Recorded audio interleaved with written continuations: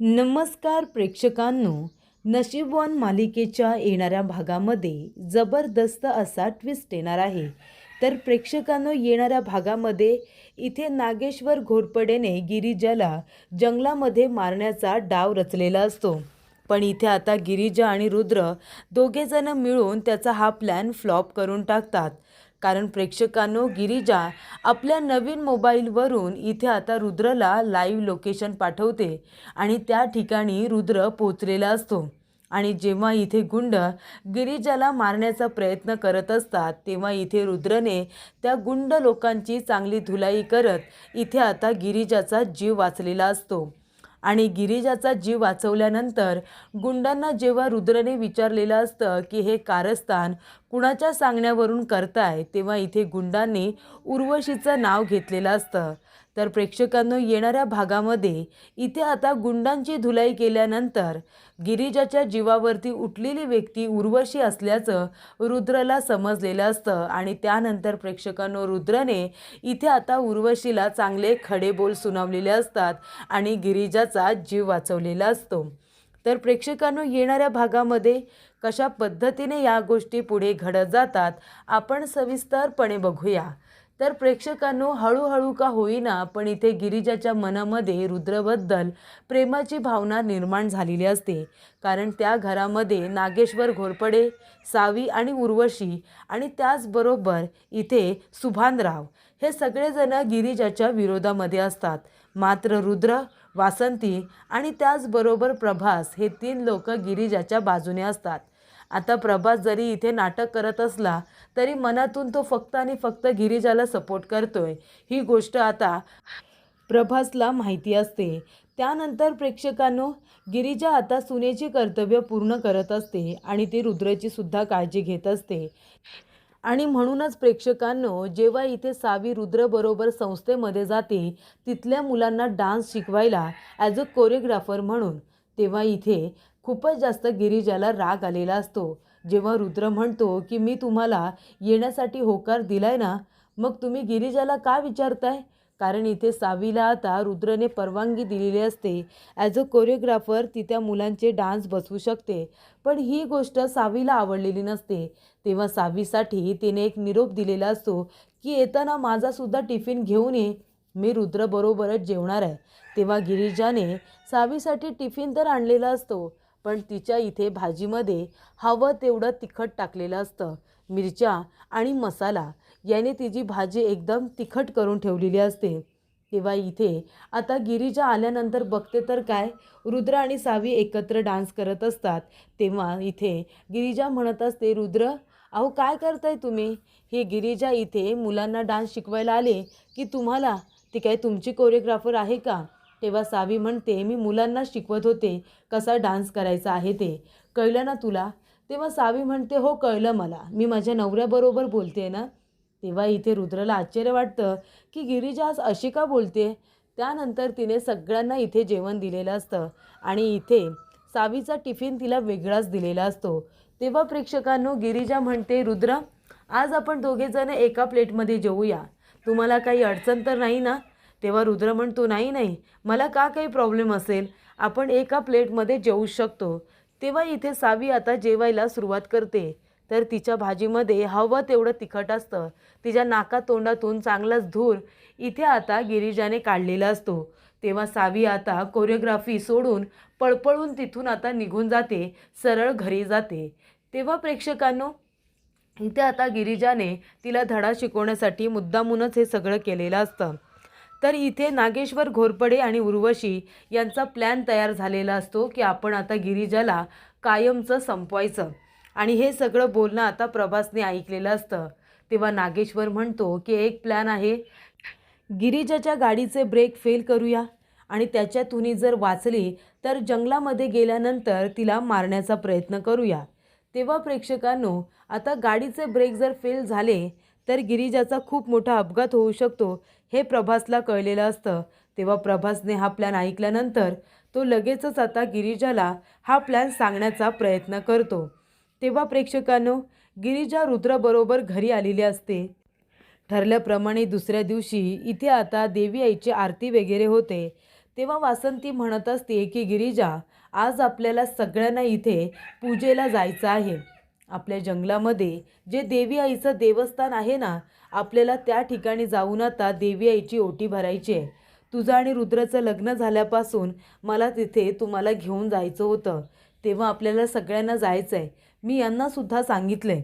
तेव्हा इथे गिरिजा म्हणते, ठीक आहे आई, आपण जाऊया ना. तेव्हा उर्वशी म्हणते की चला, आता खूप मोठी आयडिया आम्हाला मिळालेली आहे. देवी आईच्या दर्शनासाठी तर जायचंच आहे ना, मग आत्ताच हा प्लॅन आपल्याला इथे तयार करावा लागणार आहे. नागेश्वर म्हणतो की वासंतीला मीच आठवण करून दिली या पूजेची, कारण आपल्याला आपला प्लॅन इथे लगेचच करता यावा म्हणून. तेव्हा मी वासंतीला सांगितलं की आपल्याला इथे आता देवी आईच्या दर्शनासाठी जावं लागणार आहे आणि त्यासाठी रुद्र आणि गिरिजाला सुद्धा तयार करा. तेव्हा प्रेक्षकांनो, वासंतीने तिचं काम केलेलं असतं. तिला असं वाटतं की नागेश्वरचा हेतू चांगला आहे, पण इथे आता गिरिजाच्या गाडीचे ब्रेक फेल करण्यात आलेले असतात. ही गोष्ट आता गिरिजाला समजलेली असते, कारण ते प्रभासने सांगितलेलं असतं की गिरिजा, त्या गाडीमध्ये बसू नको जी तुझ्यासाठी तयार करण्यात आली आहे, त्या गाडीचे ब्रेक फेल आहेत. तेव्हा प्रेक्षकांनो, इथे आता गिरिजाला ही गोष्ट समजल्यानंतर गिरिजा म्हणते की दादा, एक काम करा, या गाडीचे ब्रेक जरा तुम्ही चेक करा. तेव्हा रुद्र आता डिरेक्टली तिथे जाणार असतो. गिरिजा रुद्राला सुद्धा तिथे बोलावून घेते आणि म्हणते, ह्या गाडीचे ब्रेक जरा चेक करा, मला असं वाटतं ह्या गाडीचे ब्रेक फेल आहेत. तेव्हा रुद्र म्हणतो, असं का वाटते तुम्हाला? गिरिजा म्हणते की चेक तर करा ना. तेव्हा रुद्र स्वतः त्या गाडीचे ब्रेक चेक करतो. तो म्हणतो, बरोबर, गाडीचे ब्रेक तर तुटलेले आहेत, ही गाडी घेऊन जायला नको, आपण दुसरी गाडी घेऊया. तेव्हा इथे दुसरी गाडी घेऊन रुद्र आता गिरिजाला आपल्याबरोबर घेऊन त्या ठिकाणी देवी आईच्या मंदिराच्या इथे गेलेला असतो. तेव्हा प्रेक्षकांनो, तिथे आता एक प्रथा असते. तिथे गेल्यानंतर नागेश्वर घोरपडेला खूप मोठा धक्का बसतो, कारण ब्रेक फेल करण्याचा जो काही त्याचा प्लॅन असतो तो फ्लॉप झालेला असतो. तेव्हा प्रेक्षकांनो, वासंती म्हणते की चला, आता इथून रुद्र तो गिरिजाला उचलून घ्यायचा आहे आणि देवी आईच्या गाभाऱ्यापर्यंत घेऊन जायचं आहे. तेव्हा प्रेक्षकांनो, इथे आता रुद्रने गिरिजाला उचलून घेतलेलं असतं. तेव्हा गिरिजा रुद्रकडे प्रेमाने बघत असते, कारण तो किती चांगला आहे, किती प्रेमळ आहे, या गोष्टीची जाणीव आता सातत्याने गिरिजाला होत असते. त्यानंतर प्रेक्षकांनो, इथे आता गिरिजा आणि त्याचबरोबर रुद्र देवी आईचा आशीर्वाद घेतल्यानंतर दोघांनी आता वेगवेगळ्या दिशेने जायचं आहे आणि पुन्हा वेगवेगळ्या दिशेने जाऊन देवी आईच्या मंदिरापर्यंत एकत्र यायचं आहे, असं आता ठरलेलं असतं. तेव्हा गिरिजा आता जात असते. त्यानंतर गिरिजाला ते गुंड लोक डिस्ट्रॅक्ट करण्याचा प्रयत्न करतात, कारण नागेश्वरने सुभानरावला सांगितलेलं असतं की आपला एक डाव फसला आहे, पण आता जंगलामध्ये गिरिजाला इथे ठार मारायचं. अजिबात हा प्लॅन फ्लॉप होता कामा नये. आणि तेव्हा प्रेक्षकांनो, गिरिजा आता जात असताना इथे ते गुंड लोक येतात आणि गिरिजाला मारण्याचा प्रयत्न करत असतात. कसा बसा इथे गिरिजा आपला जीव वाचवण्याचा प्रयत्न करत असते, पण नंतर तिच्या लक्षात येतं तिला इथे रुद्रने नवीन मोबाईल दिलाय. तो मोबाईल तिने इथे कमरेमध्ये खोचून ठेवलेला असतो. ती लगेचच आपला मोबाईल काढते आणि इथे रुद्रला फोन करते आणि सांगते की मी संकटात आहे, आणि तो विचारतो की तुम्ही कुठे आहात ते फक्त सांगा. तेव्हा गिरिजा आता मोबाईलवरून त्याला लाईव्ह लोकेशन पाठवते. तेव्हा प्रेक्षकांनो, रुद्र ते लाईव्ह लोकेशन चेक करत करत त्या ठिकाणी पोचतो जिथे गिरिजा असते आणि गिरिजाचा जीव वाचवतो. जेव्हा गिरिजाला घेऊन येत असताना आजूबाजूला जे गुंड असतात ते गिरिजा बघते आणि म्हणते की हे बघा, हेच ते गुंड आहेत जे मला मारण्याचा प्रयत्न करत होते. तेव्हा इथे रुद्र त्या गुंड लोकांची धुलाई करतो, त्यांना मारतो. तेव्हा प्रेक्षकांनो, रुद्र त्यांना विचारतो की हे सगळं का करताय तुम्ही? का तुम्ही गिरिजाच्या जीवावरती उठलात? का त्यांना मारण्याचा प्रयत्न करताय? कुणाच्या सांगण्यावरून चाललंय हे? रुद्रचा मार खाल्ल्यानंतर इथे आता गुंड लोक नागेश्वर घोरपडेचं नाव न सांगता उर्वशीचं नाव सांगतात, कारण इथे नागेश्वरने सांगितलेलं असतं की जेव्हा जेव्हा माझं नाव घेण्याची वेळ येईल ना, तेव्हा माझं नाव न घेता उर्वशीचं नाव घ्यायचं. आणि गुंड लोकांनी प्रेक्षकांनो तेच केलेलं असतं. उर्वशीचं नाव घेतलेलं असतं की त्यांनी सांगितलं इथे येऊन गिरिजाला मारायचं म्हणून.